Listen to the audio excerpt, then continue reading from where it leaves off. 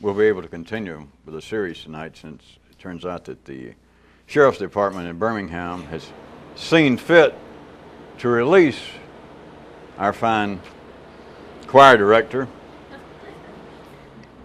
on bond. So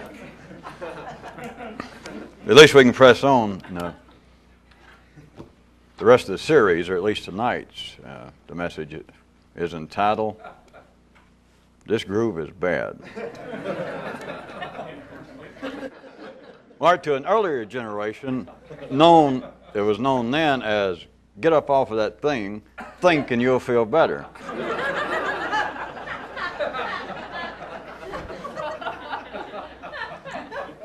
Of course, had it be that JB had that one word change, instead of think instead of dance, of course, he might still be out here with us and our fine choir director, rather than singing at another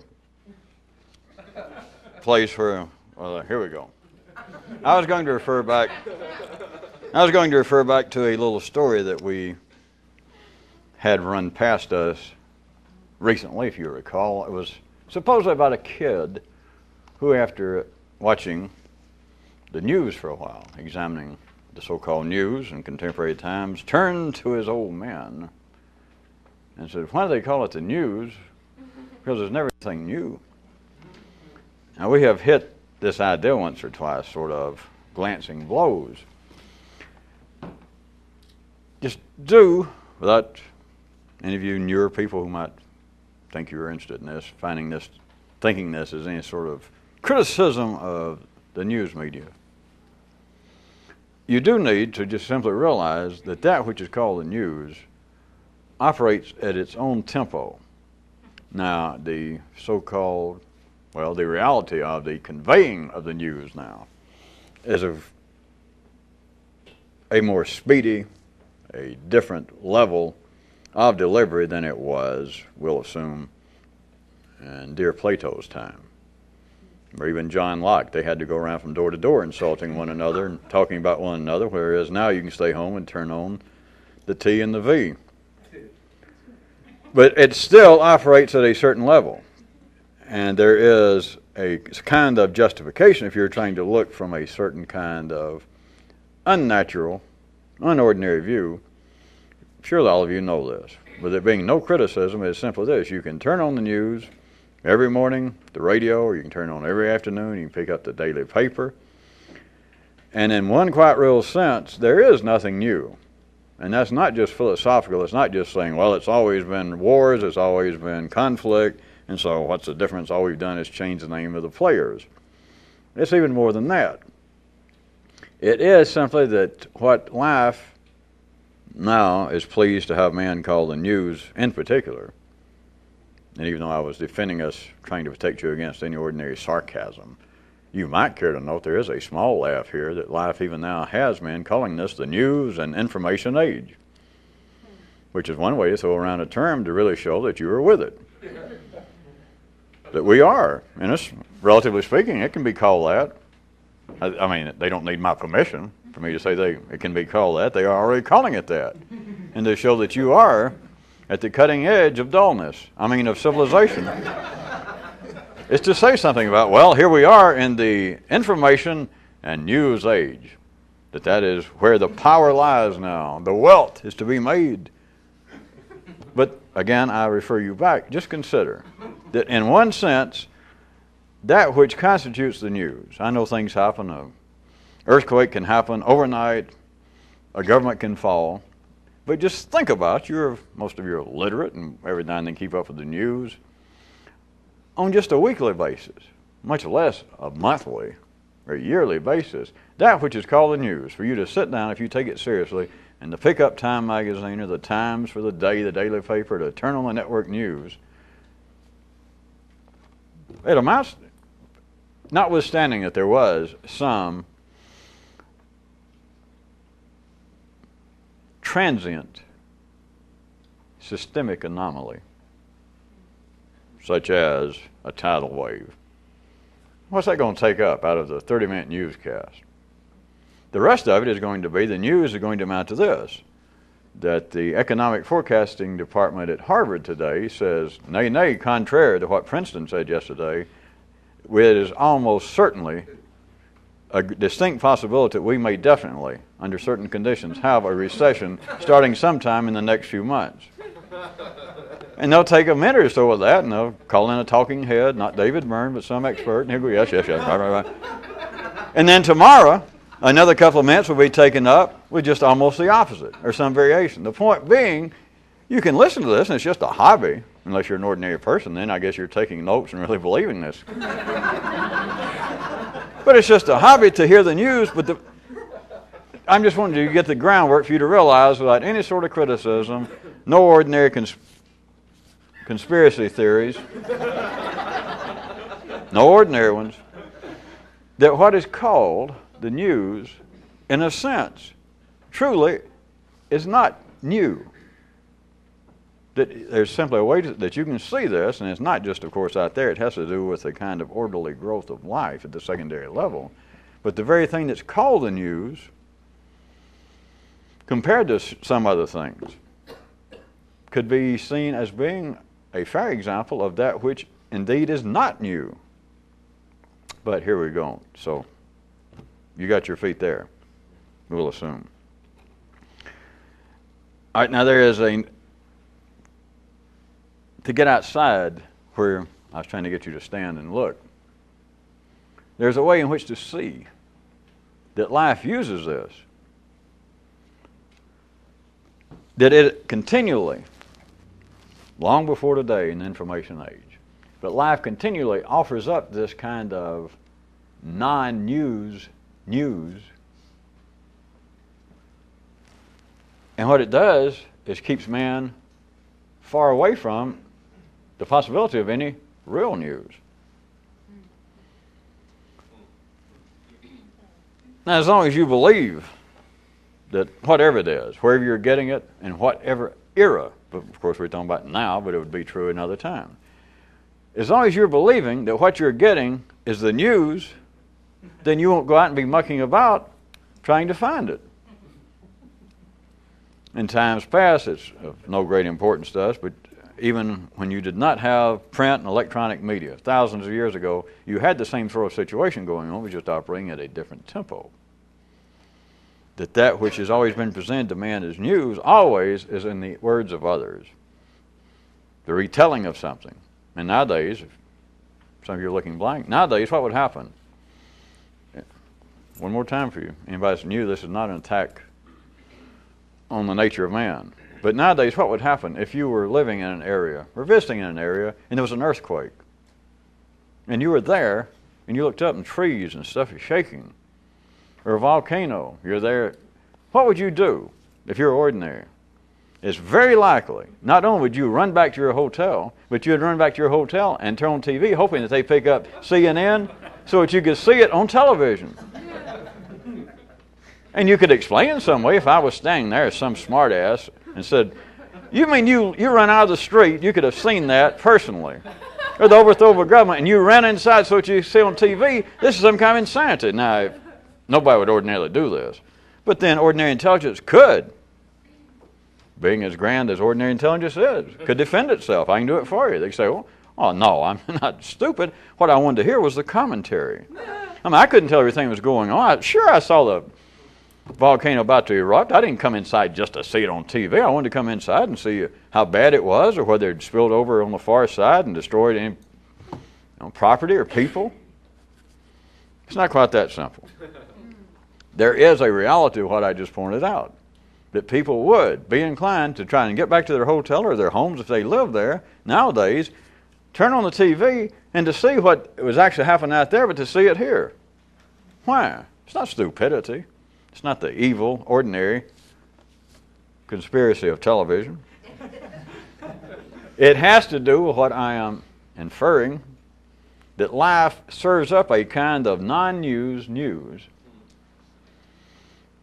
a kind of second-order news, which is what would be trying to see the earthquake or the volcanic eruption on TV when, if you had stayed outside, you would have seen it in person. It is a kind of non-news news that life serves up because it keeps people from doing something else. I already said it keeps them from going out and mucking around trying to perhaps find real news. And of course, no one thinks about it that way. But do understand that right now, if you thought it was important, which if you were ordinary, you would correctly think it's important to keep up with the news. Nowadays, a lot more so than even in your parents' time, because nowadays you've got a few $100 and a CD here and there. As soon as you get a little more ahead, you're going to play the market, and it's a hobby. You keep up with it, at least so you can talk around the singles bar about, possibility of a recession. And you're keeping up with all of this, and apparently it's very important to be up to date with the news. But looked at another way, if you were taking it down, which you can no longer do, but if you took it down to a primary level, what is going on in the retelling of the news that is life-sustaining?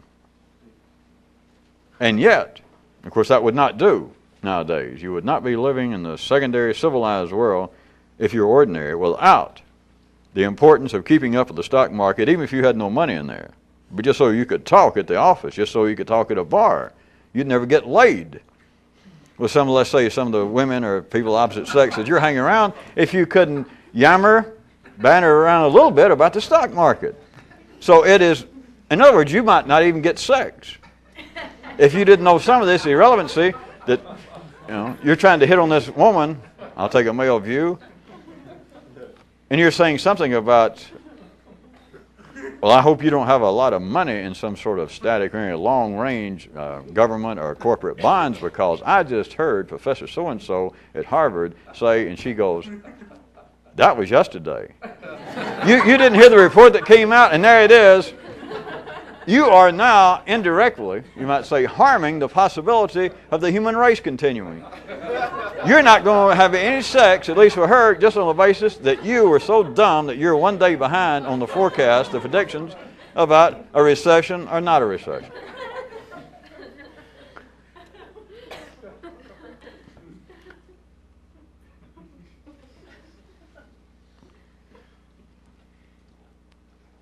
I could try and get you to see this from a variety of ways, but to say it's non-news news, let me repeat one more time, it's not a specific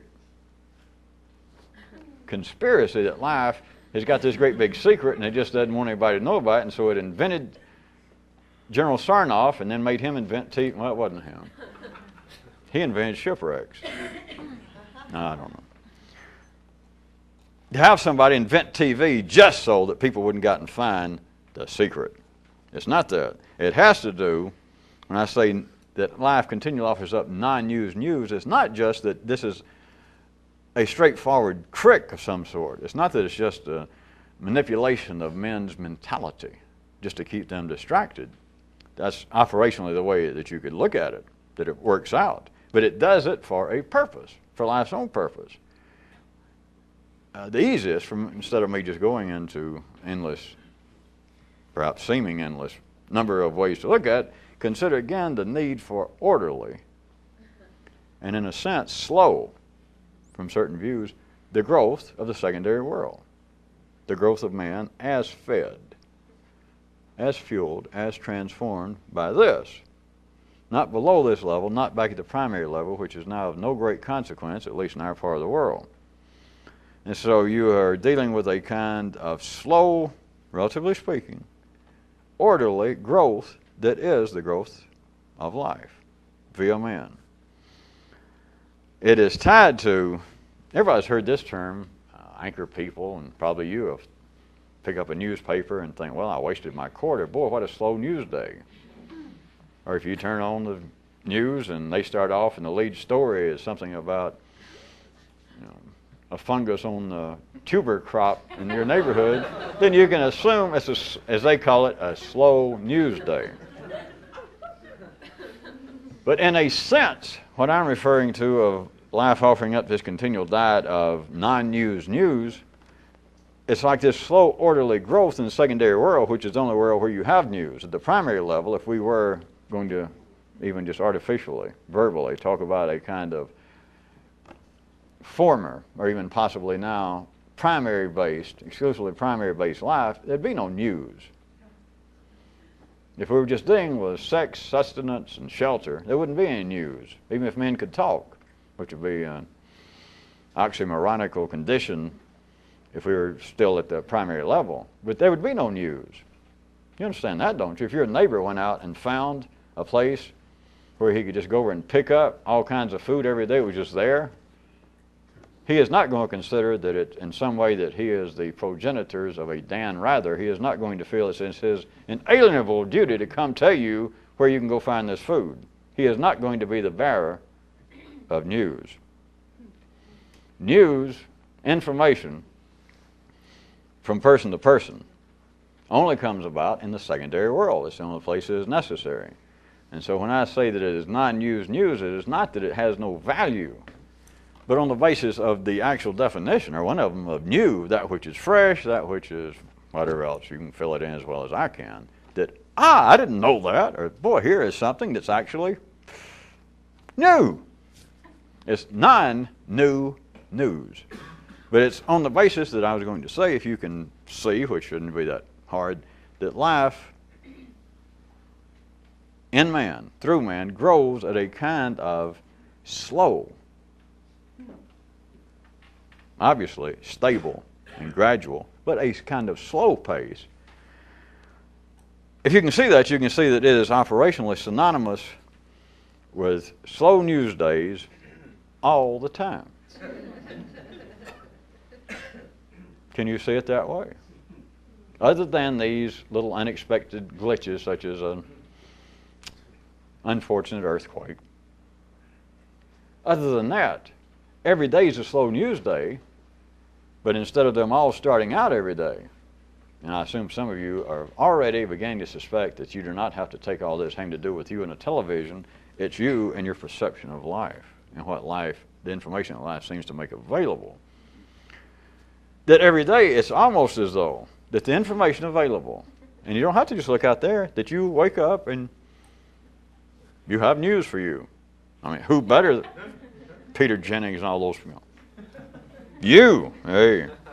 But what is the news every day? Another day, the sun's shining. I still have my wits about me. And what's the greatest news you've got every morning? 1,700-pound heifer wins blue ribbon at State Fair. That's your news. Or back to what we were talking about, if it's out there, that would be a slow news day. If you turn on the news, only to keep track, and they say, Mrs. Greenblatt wins first prize with her peach cobbler. You know, well, boy, it's a slow news day, nothing exciting.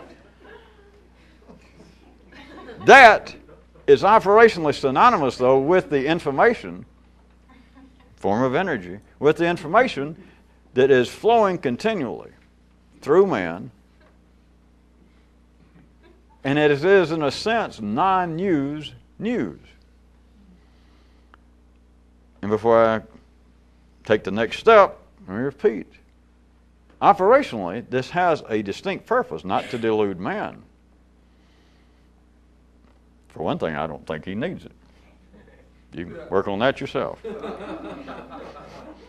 I personally have never heard the cosmic forces sitting around thinking and even muttering, even after they've had a few, that, well, I think those people on that planet need to be, I don't know, deluded, distracted a little more.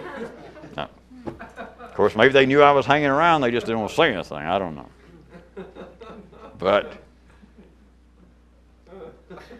for operational purposes that are beneficial for life, and therefore, as always, are non-detrimental whatsoever to man, but there is a quite distinct way that you can see that life offers up a continuing, not just now, not just newspapers, but always, offers up a continuing menu of what seems to be news, which is not, in a sense, but offers up news, and as long as it does so, it keeps ordinary people from going out and mucking around and perhaps, I don't know, finding some.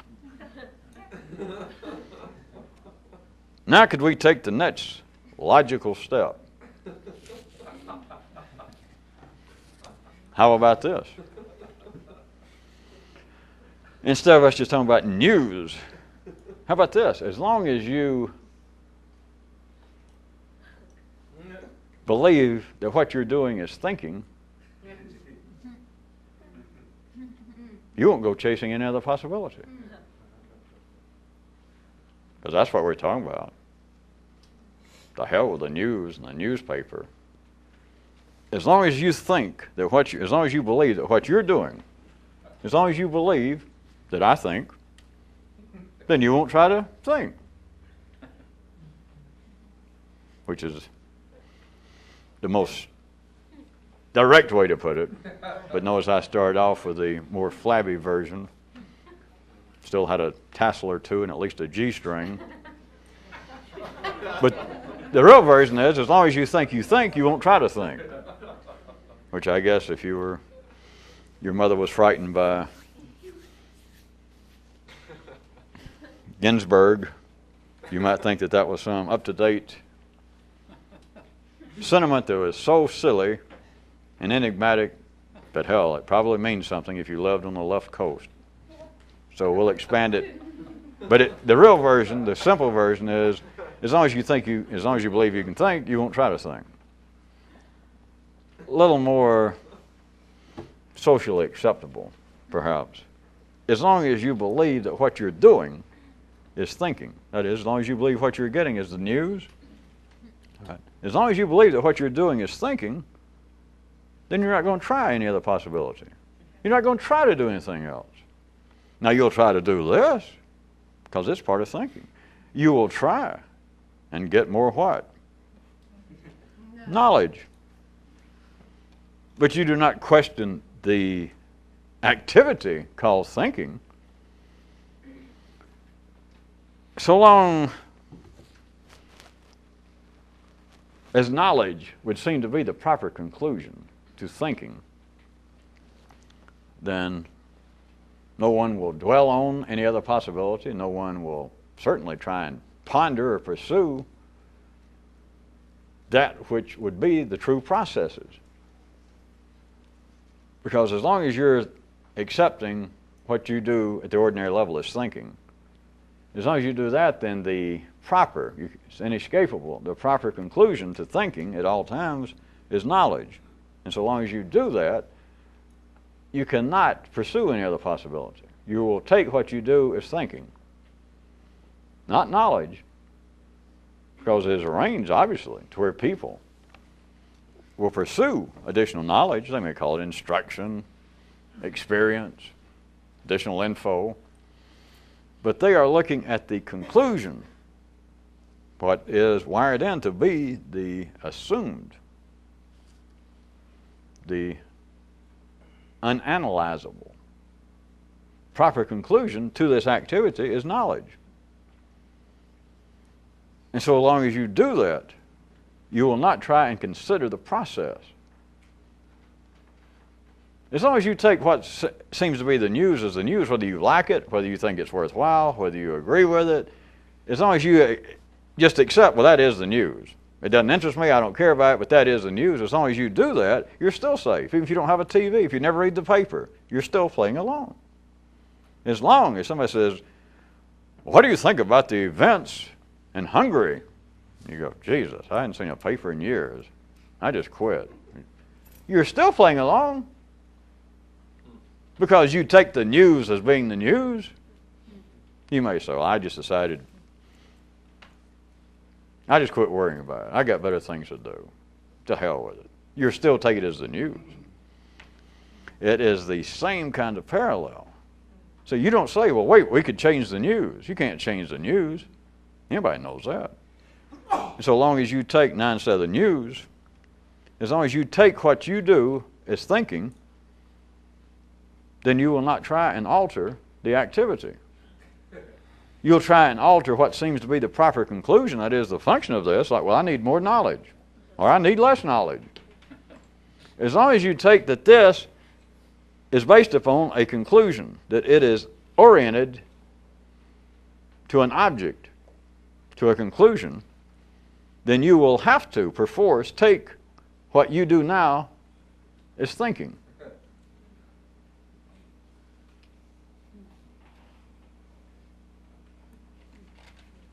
As long as you think, let's try it this way, as long as you believe that the purpose of a bus trip is to get somewhere, then you'll never question, what in the hell am I doing on a bus? Never. And for those of you of more genteel sensibilities, make that an airplane. But as long as you believe, this is not that far-fetched, they all got to laugh from what we're talking about. As long as you believe that the purpose of being on a bus, a train, a plane, is to get somewhere, which we can stop right here, you should see the obvious. If I was talking to ordinary intelligence and even inferred that that's not the point, who's going to listen any further? Ordinary intelligence is going to say, well, you're a nut. I don't know what you're up to. Why in the world would you be on a bus if you weren't going somewhere? Why would you be on any mode of transportation had you not a locale, a destination awaiting? So as long, and that's proper, that's sane, as long as that is the structure of the system. Then notice, people argue you're on a bus or you're talking to yourself on the bus. Well, I know I said I was going to Memphis, but the more I think about it, I believe my cultural horizons could be expanded more were I to change and go to Philadelphia. You can do that. You can get in an argument with somebody else if you want to play like this is all happening out there on a bus instead of, you can get in discussion. Somebody say, no, I just came back from Philadelphia. Things are not well there. Things are not well. What I suggest is you go to the Twin Cities. It's not that much further. As long as you believe, which you've got to, that if you're on a bus, the whole point of being there is to get somewhere. All right? As long as you believe that, then the most you'll ever do, as you're supposed to, is you'll discuss a change in destination. That is, the acquisition of new knowledge. But notice this, as long as you accept that the only way to get somewhere, I mean, you can't even analyze it at that level. But as long as if I could get you to, if you're ordinary, that to get anywhere, you got to be on a bus or on a plane. And you say, well, tell me something obvious. Then how would you ever, on your own, or how could anyone trick you into saying, wait a minute, what if you considered, what if you tried to even ponder the matter of transportation itself?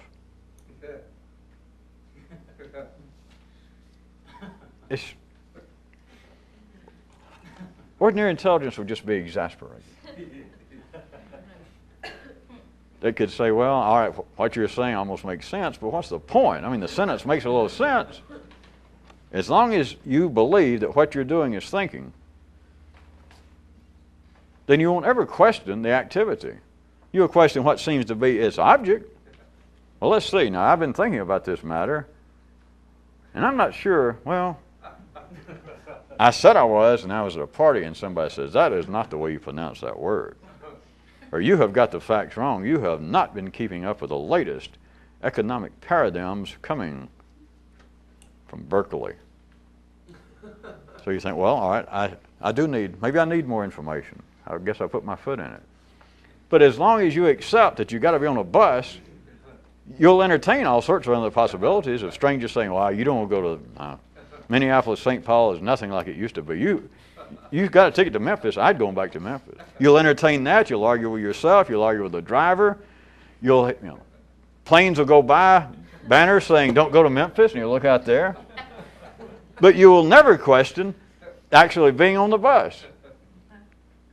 As long as you believe that what you're doing is thinking, you will not consider any other alternative. You won't go any further. You can argue about where you think you're going. You can argue about where you think you've been. It's like saying, I don't like the news. But you don't ever question it is the news.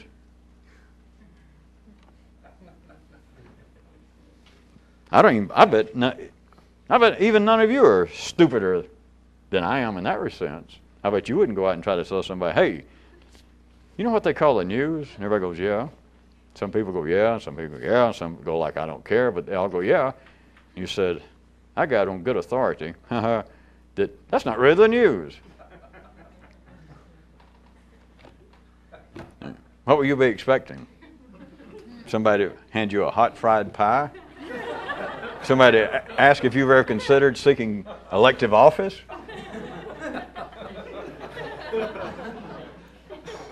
Could you be more specific? What do you mean it's not the news? That's not the news. Well, you mean that maybe some of the networks or some papers have a conservative bent, or some have a more liberal outlook in there. No. I just mean the news from all sources. That's not the news. Of course, you did try that. I would hope that you were standing right there at an open door on a trailways, ready to depart, because you've got no future there after you've done that. In the same way that I was talking about the news, of course, it is not an ordinary conspiracy having to do with the news or having to do with this. But notice, as long as this activity seems to be for only one purpose, and it does at the ordinary level, it has to reach an object. The sentence, the activity, the action, the verb of this has got to have an object, or the sentence is irrelevant. It is energy being wasted. In the secondary world, the object always has to be that it comes out of man's hand somewhere and it's going to move stuff around. As long as you accept that the news is the news, as long as you accept that what I'm doing is thinking, right or wrong, this is it. As long as you accept that a sentence starts here, and if it's going to make any sense, which we're just talking about life itself in the secondary level, then it's got to go from here to there, whether I agree with it, whether this particular one seems to be in my benefit or whatnot, it's still a fact. As much as 2 and 2 is 4 and up is up, that action has got to have some object, or the action is irrelevant. And it could be worse, it could be dangerous, but at least it's irrelevant. And hell, I'm in a hurry. I don't have that much longer to live. So whatever I'm doing has got to amount to something. Thinking, in particular, now that you mention it, why in the hell would I think if there was not some object to it? Do you see the beauty? Of course, the only way you can even suspect the beauty is, as we'll assume that most of you suspect and have tasted, you can think in a way that's not normally available. And so it's not speculation. But please note, there is nothing on the news, there is nothing in the news out in the marketplace, nothing in the news in synagogues and churches and temples, government buildings. There's nothing out there that'll say, kid, I like the cut of your jib. I don't know what you're doing with a jib in the city. But let me clue you in. You got possibility, kid. All this information that you've gotten from me and everybody else, and your mother and your father, and the rabbi and the priest, yeah, and the president, yeah. Nobody was trying to trick you. They told you the best they could, yeah. But what they told you,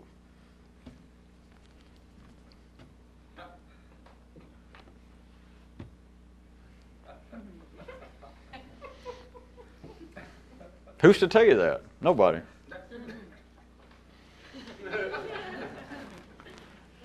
Would you care to expand? There was another little story recently.